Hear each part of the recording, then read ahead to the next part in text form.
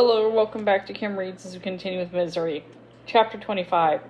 Getting into the chair didn't hurt as much as she feared, and that was good because previous experience had showed him that he would hurt plenty afterward. She set the tray of food down on the bureau, then rolled the wheelchair over the bed. She helped him to sit up. There was a dull, sudden flare of pain in his pelvic area, but it subsided. And then she leaned over, the side of her neck pressuring against her shoulder like the neck of a horse. For an instant, he could feel the plump thump of her pulse, and his face twisted in revulsion.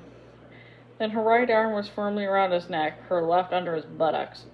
"Try not to move from the knees while I do this," she said, that simply slid him into the chair. She did it with the ease of a woman sliding a book into an empty slot in her bookcase.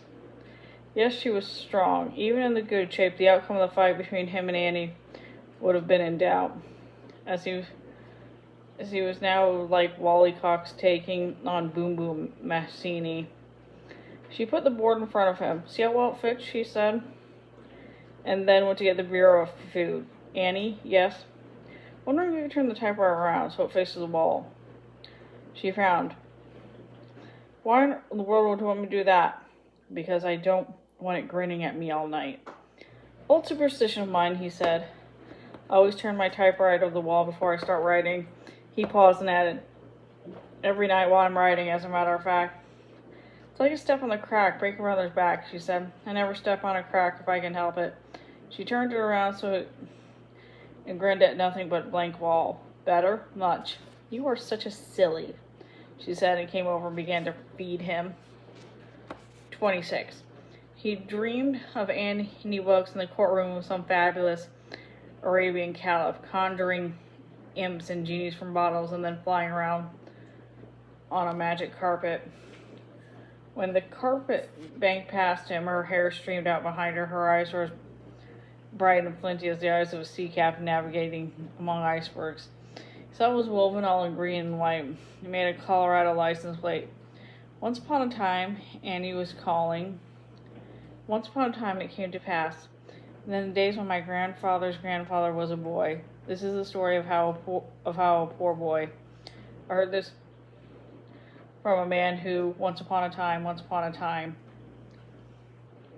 27. When he woke up, Annie was shaking him, and bright morning sun was slanted in the window. The snow had ended. "Wake up, sleepyhead," Annie was almost trilling. "I've got yogurt and a nice boiled egg for you, and then it will be time for you to begin." He looked at her eager face and felt a strange new emotion. Hope. He had dreamed that Annie Wilkes was Scheherazade, her solid body clad in diaphanous robes, her big feet stuffed into a pink sequin slippers with colored toes, as she rode on her magic carpet and chanted the incantatory phrases which opened the doors of the best stories.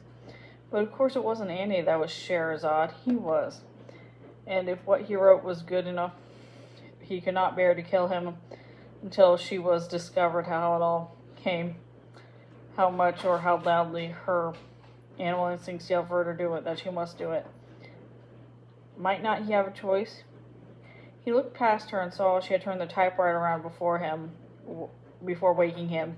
It grinned resplendently at him with its missing tooth, telling him it was all right to hope and noble to strive, but in the end it was doom alone which would count. And I'm going to end it right there. Thanks for listening.